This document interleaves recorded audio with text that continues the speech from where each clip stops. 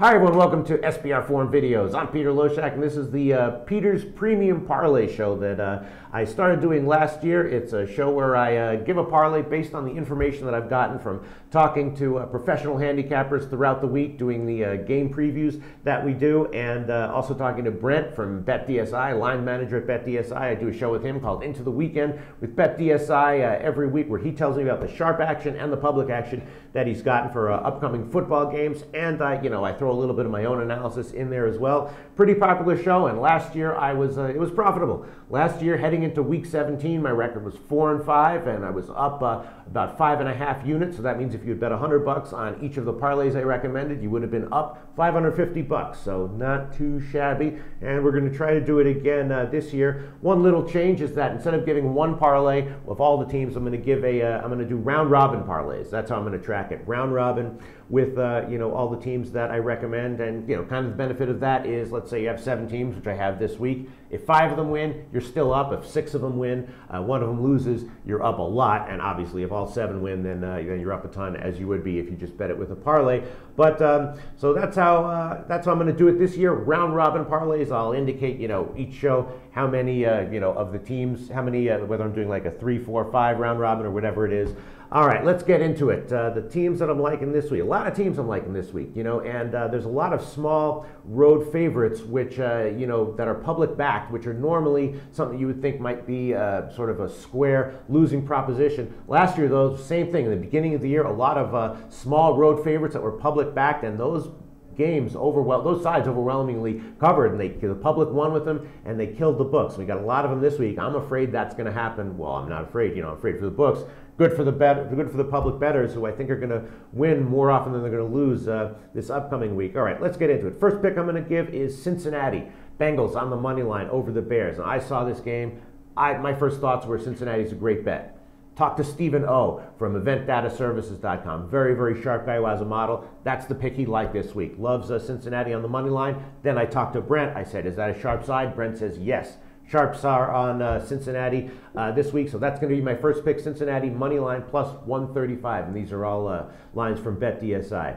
Then I'm going to take Dallas -3, minus 125. That's a little iffy, Dallas as a home favorite. Tony Romo likes to S the bed, whenever, but yeah, I'm going to go for it, okay? The Giants look bad in the preseason. I talked to Troy West from All Plays Win. He liked that pick, so I'm going to go with it. -3, minus 125. Then start in with some of these public-backed road favorites here. Tampa Bay -3, minus 125. I'm taking it. I talked to Jeff Cadillac about that game, and from jeffcadillac.com. He likes it.